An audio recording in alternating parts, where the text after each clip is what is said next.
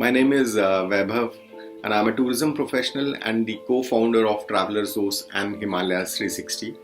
At the outset, I acknowledge International Committee on Intangible Cultural Heritage under UNESCO Advisory ICOMOS for providing me an opportunity to share my views on tangible as well as intangible heritage of J&K. So I'll be answering few questions as a layman as I am not field expert, and here we start. Why should heritage be conserved? हमें अपनी विरासत का संरक्षण क्यों करना चाहिए? हम कौन हैं? हमारा खान पान क्या है? हमारी वेशभूषा ऐसी क्यों है? हम ये त्योहार क्यों मनाते हैं?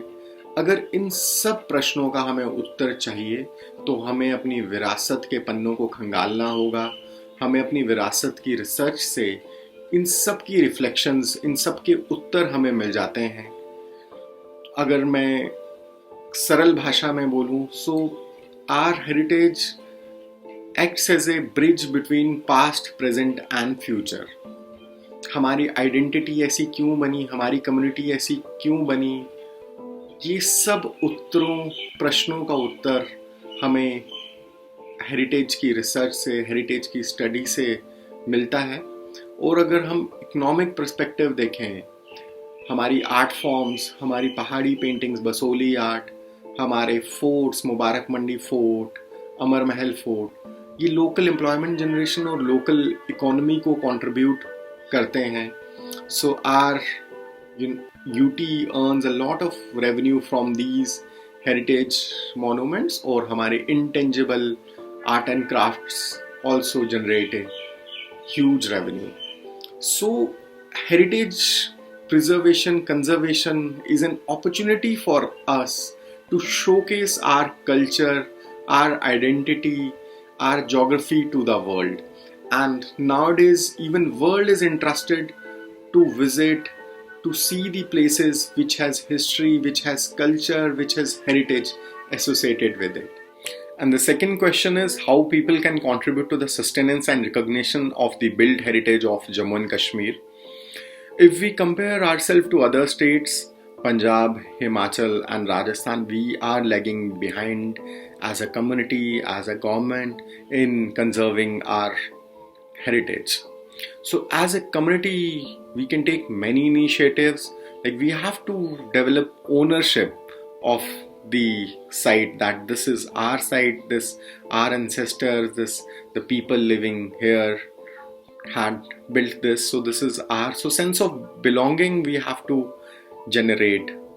And second thing, there are like many initiatives by government like adopt a heritage, and many corporates, local corporates have to come forward to adopt a monument, which, because if locals are partner, then government can protect and conserve the place or site very efficiently. And there's small things like we don't have to scribble on the walls, which is a strict no. Then we don't have to litter, which is a very common thing, but generally we have observed people litter around the monument sites. So which we have to, as a community, we have to participate in various cleanliness drives around the site. And third is to bring recognition. We have to share on all the social handles with all the media channels that there is a heritage, this is the oral history, these are the facts about it. So we have to generate a way where people get interested about this destination and about the site, in knowing about this place. And we have to conduct various activities like local community has to conduct many activities like heritage walk. They have to be owners. There are many activities they can conduct. So community participation is much required in conserving a site, and we don't have to create hurdles for the government to preserve a site. We have to be their partner, we have to be stakeholders in conserving any heritage site in Jammu and Kashmir. First five which comes to your mind. It's a very difficult question as Jammu and Kashmir has numerous heritage sites which are of great historic significance. I'll be sharing few. First is Mubarak Mandi complex. This is very close to my heart as my home is just stone throw away from this palace.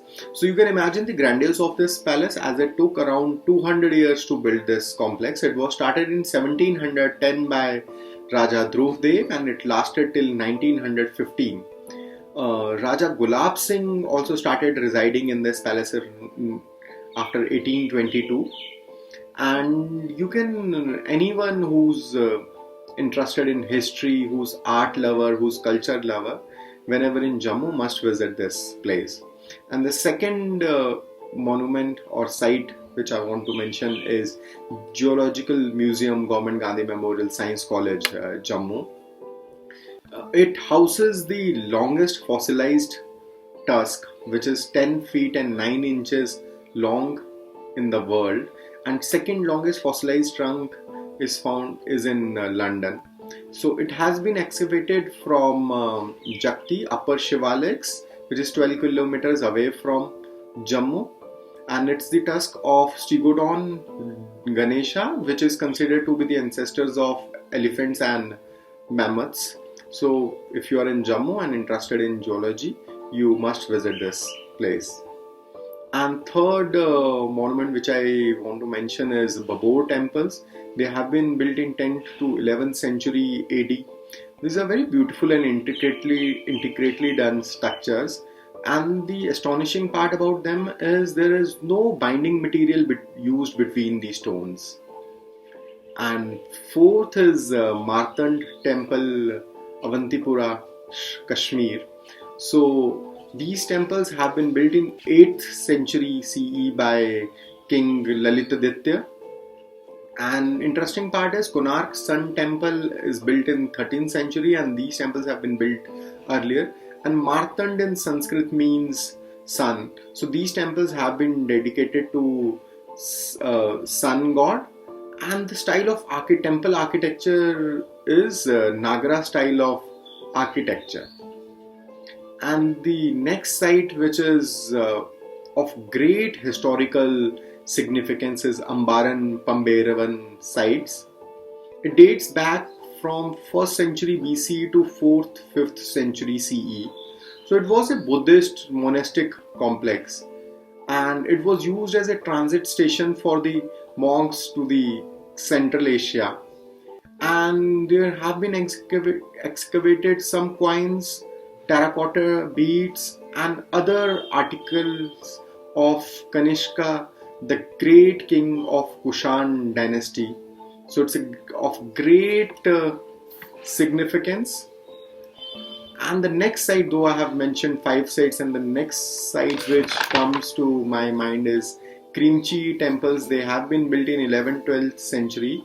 And the style of these temples, there are 5 temples. It's a temple complex.